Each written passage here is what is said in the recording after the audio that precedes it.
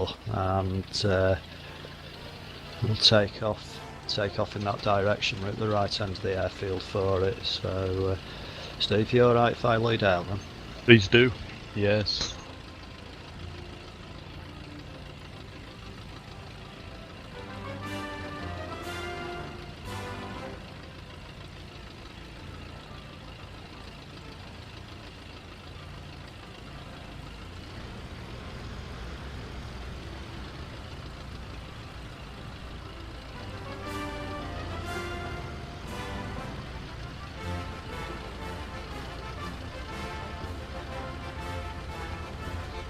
Perpendicular to the prevailing wind, doesn't it? I think, Steve. Generally, yeah. But it was the people of Yeadon, which is just beyond where we were parked, the little village over the hill, and the west-facing runway into the prevailing wind went straight out over the top of the village. So shortly after the Second World War, they said, no, we can encourage flying, but not using that runway, and that's the reason why this has an awkward direction runway still. Okay, we'll get going then if everyone's ready. I'm going to climb out and turn right onto a heading of about 220 and pick up about 70 knots. So if everyone's good, we'll get going. Ready when you are. Okay, full power and rolling. Tarmac there, which is designed as an isolation area for aircraft that have been diverted as a result of some hijacking activities. Okay. There it is, I see it. Yeah.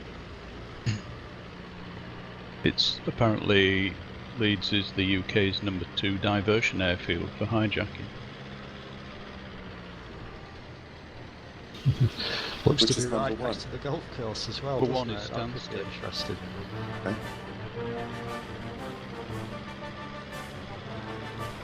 So yeah, I'm gonna on a heading of 270 degrees now. Yeah, just come back a bit. Gonna on pull the the power back to about 70 knots and we'll climb to about 2,500 feet.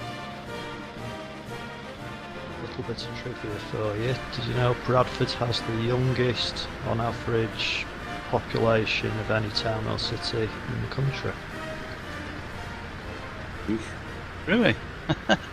Really? Yeah. No idea.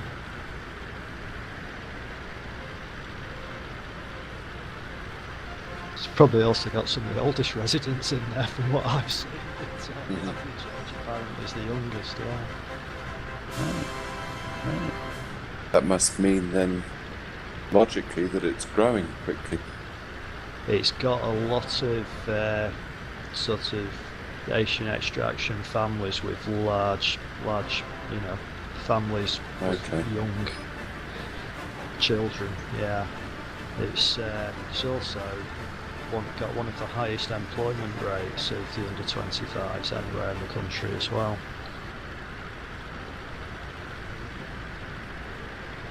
Why is that? Well, I think lots of just small independent traders and people employ their own family really. It's very much a place that looks after its own, I think.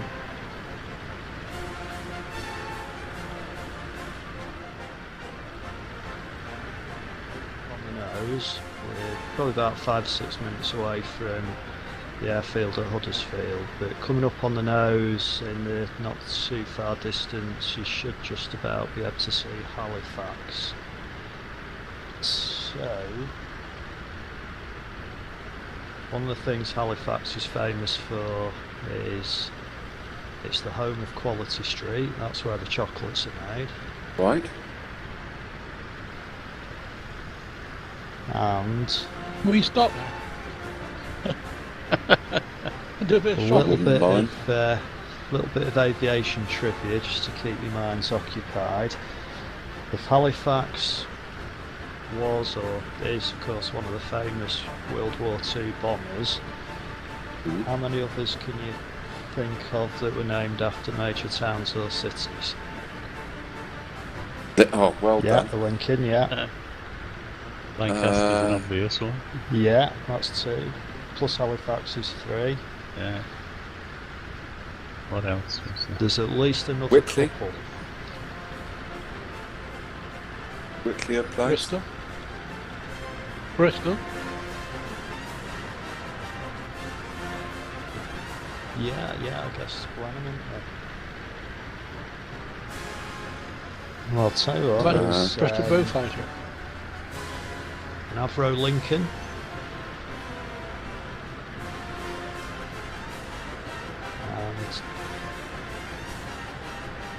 And does anybody know what the predecessor of the Lancaster was called? They just had Manchester. 2 engines. That's the Manchester. Manchester. Yeah. Yeah. Yes.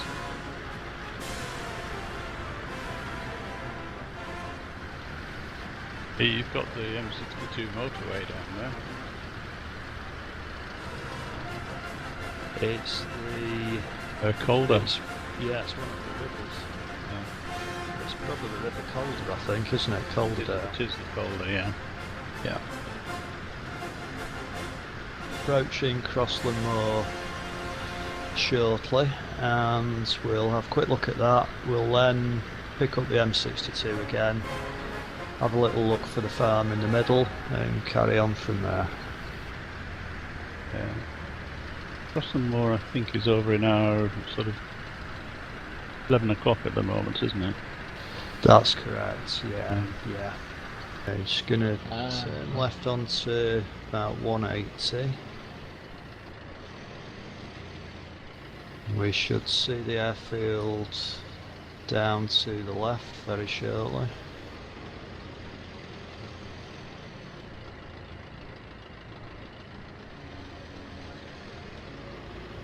I'm a little bit over to the west from here, but hang on about another 10-15 minutes and we'll have a look.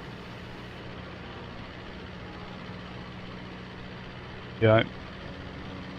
Just north of here as well, Ray. In fact, we flew over where I lived last week, but you missed that. We actually circled his house. I was circled round over the house. Silsden, the other side of Keith.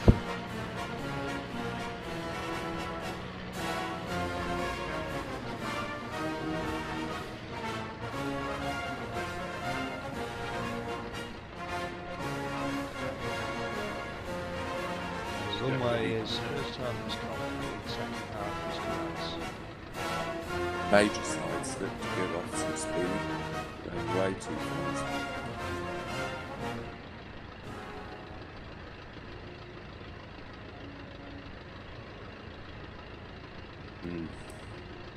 Okay, I'm down and I'm just going to accelerate and continue on out on 240 or thereabouts.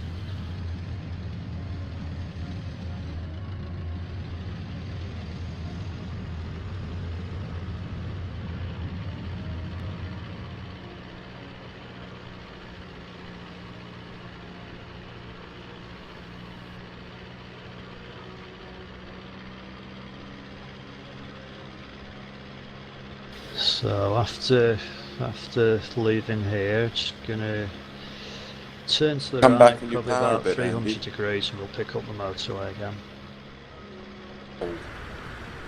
Now this is Blackstone Edge, just down on the left-hand side now, and that was the spot when, do you remember? I can't remember if it was last year or maybe it's the year before, but when the Canadian Lancaster came over to this country and did the flybys with the British Lancaster, one of the days it flew by, I went to watch it from the top of Blackstone Edge here, and it was a fantastic vantage point.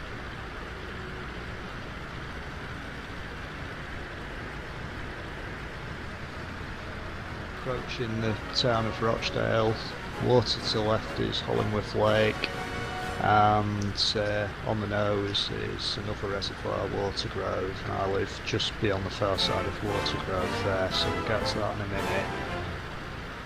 A little bit, I've rooted around for a bit of aviation trivia related to Rochdale, and there's not much, I can assure you, but I've managed to find something for you. So, the Rochdale aviation trivia is that For a few years in the 80s and 90s, Rochdale was had a microlight manufacturer. You may not have heard of them, but if you've ever heard of Main Air, they built something called a Main Air blade. And there is, and this is Wikipedia this, apparently a distance record for microlights that was set by a Main Air blade, which flew from London to Sydney, a microlight journey, to the nearest 10. How many days do you think it took getting from London to Sydney? Yeah, well, you can have it to the nearest 10. Bear in mind, this is the record for the fastest microlight journey, I think, over that distance. But having said that, I can't imagine there's very many microlights have ever flown. 40 days? Well, it was 49 days, and we spent 175 hours airborne in order to do an open, in a proper open microlight. Just dead below on the left. The building's just downhill from that. That's where I live, just on the edge of this hillside here, yes. So that's as close as we're going to get to Manchester, so let's turn right onto a heading of 305, and this is going to take us up towards Samlesbury now. For this flight is that Samlesbury was the manufacturing base for the Halifax bomber. Okay. And it's now, I think there's still some of the units used for some of the BAE manufacture, but it's certainly not an active airfield anymore. It closed, I think, about 6-7 years ago, something like that. Really more this, it's pretty much the highest point locally. The wind farm on top of the moor was put up by Peel Holdings. It was one of the first ones, but Peel are the owners of Liverpool Airport as well nowadays. So they owned the Manchester Ship Canal originally, that's where all the money came from, but they've kind of diversified into all sorts of things. I think they own Doncaster as well. Now, somewhere across in our 2 o'clock, you might just see in the far distance there, and Steve will know it well, but Pendle Hill is the kind of distinct whaleback shaped hill there. And just beyond Pendle Hill is the last little snippet of trivia I've got for this journey, which is the place called Barn Oldswick. And go on, Steve, you'll know why I'm going to mention this, won't you? I'm sure. But it is the base for Rolls-Royce, so the RB engine series. RB211. Rolls Barn Oldswick was development factory, but its history all links back to the very first jet engine, and again a little bit of Wikipedia based history if you want it. Do you want 2 minutes of facts on that? Please. Yeah, well, the history, of course, Frank Whittle, as we know, invented the jet engine, but he had quite an interesting linkage with Barn Oldswick, how it all came about. And I looked this up because 2 or 3 years ago we were out walking in the area and bumped into an old fella walking along the riverbank who stopped to talk to us. He was, must have been in his 80s, I would guess. He was very, very old. Very pleasant fella. And he was explaining the sites across the river was where they used to test the jet engines in the Second World War. He was talking about this screaming noise that was there all day long and all night long. And I looked it up and found out a bit more information. So looked for a bit of information for this flight. So Frank Whittle first proposed the jet engine in 1929. He took out a patent on it, encouraged to do that by Johnny Johnson, the Spitfire pilot. Oh yes, So he patented the idea in 1930. His patent ran out. By 1935 he'd let it expire, all because he couldn't afford the £5 cost to renew it. You're kidding. In 1936, though, he continued development and set up a little company to try and bring it to fruition called Power Jets.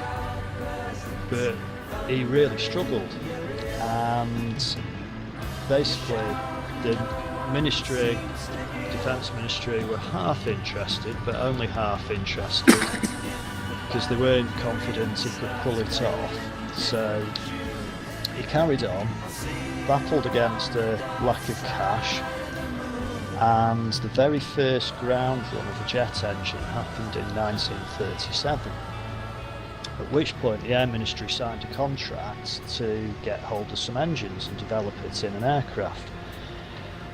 However, by the time war broke out in 1939, his company, Powerjet, still only had 10 people on the payroll in total, and he was still struggling. So it took until 1941 to get the first engine produced with a bit of help from Rover Cars, and that went into something called a Gloucester E28 apparently, which first flew in 1941. But of course